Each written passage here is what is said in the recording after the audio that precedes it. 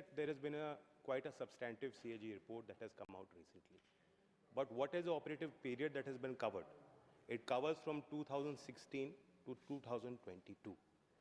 And specifically when you talk about bank details, there has been a whole systemic shift over the last 10 years. The Jandhan Mobile Trinity, the JAM Trinity, the usage of Aadhaar-enabled biometric attendance systems that we have now fully integrated into PMKUY 4.0, that is the phase that is running currently, already takes into account any substantive observation or recommendation made by the CAG. However, I'll still like to talk about specific issues that he has said, whether we have taken any corrective action, whether penal action is proposed, whether we are following a due process so that the full legal punishment under the scheme guidelines, under the law, is used by us. Sir, definitely, let me tell you, this has been an ongoing concurrent exercise. And even while the CAG has come up with a number of observations and recommendations, on the floor of the House, I'd like to inform all the members of the House, each and every one of those observations and recommendations that actually already been implemented. I don't want to go para by para. Now, if you want to look at the punitive action, what is the process on how we can monitor? About a year ago, we created a facility called Kaushal Samiksha Kendra.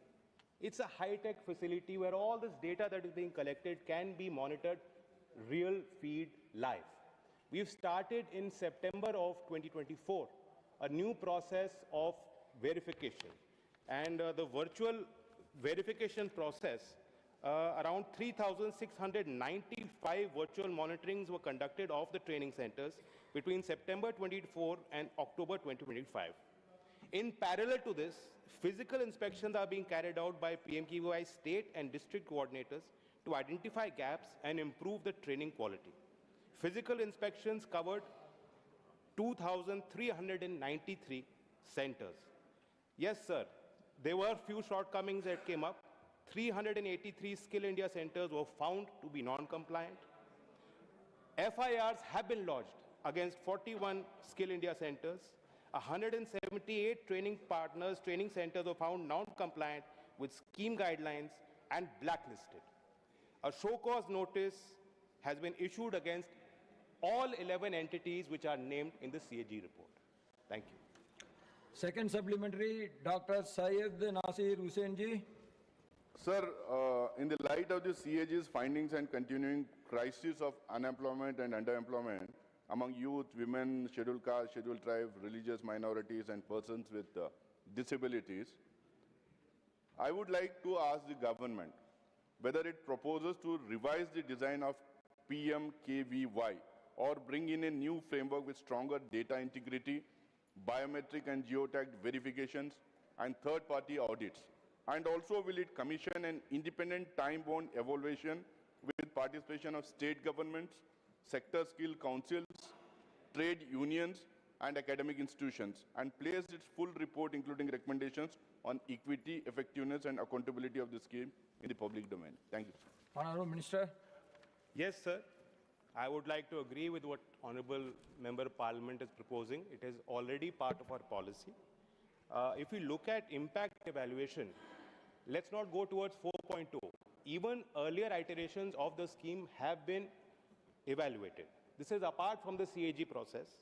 PMKUY 2.0 was evaluated by Niti Aayog in October 2020 under Jobs and Skill sector. And they found that 52% of the placed candidates who had completed training under RPL component received higher salary or felt they will get higher salary. 94% of the employers surveyed reported they would hire more candidates trained under the scheme. This directly speaks to the employability of those who have been skilled and trained under the scheme. Another third-party impact evaluation of the scheme from 2016 to 2020 was conducted by Indian Institute of Public Administration.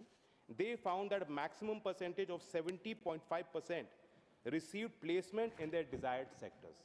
Sir, as far as process to be followed for investigating what has come out of CAG and what is the action to be taken, further, on 20th of Jan of this year, in the GEM portal, our ministry has put out a tender to hire a SEBI-affiliated forensic account institution to look at it and monitor and give us strategic improvements that can be made in the scheme, sir. Third supplementary, Shriman Mastan Rao Yadav, Bida. Sir, the CAG report has recommended mapping of all skill training initiatives across center and states and preparing a roadmap for their convergence and data integration. In this context, I want to know from the Honorable Minister through you, sir, as to what steps have been taken by the Ministry to promote skilling in convergence with the other ministries. Thank you, sir. Honorable Minister. Thank you, sir. I'd like to be very frank and honest that this is unlike any other scheme. We have to be the most dynamic and flexible, and we have to be constantly responsive to the new requirements of industry and the employers, sir. And which is why the CAG report, if you look at it, one aspect of it, it said that you had a skill gap study in 2010. Why did you not use it to do your skilling program in 2022? I would only submit that a skill gap assessment of any sector organized a decade ago may not be relevant to the job market. So these are some of the challenges, but yes, we are trying to inculcate a whole systemic change where we are building a protocol and process for including the skill plans being developed at the grassroots. Sir, I would like to say that 27 states of our country, they have developed district-specific plans which have been collated and aggregated to form the state plan. The idea is that we are currently in process with the National Skill Development Policy, second iteration, and that is meant to create a procedure where all of these state plans, which are formulated with the coordination of the skill missions in the states, of the industries that are active in the states, and the employers and the student base, sir, that those skill plans will be used as part of the framework to give targets going forward, sir. Sir, we also did a skill gap study by NCAER, 24-25. This was across 7 priority sectors to give us an evidence-based insight for aligning training with emerging jobs, sir. Also, sir, 36 sector skill councils, they regularly conduct skill gap studies, and that helps us animate and take our decisions. The fourth supplementary, through Trichy Shivaji. Thank you, Chairman, sir. Sir, through you, I would like to know from the Minister, the NSDC did not release funds to district skill councils, indicating poor monitoring and oversight by the Ministry.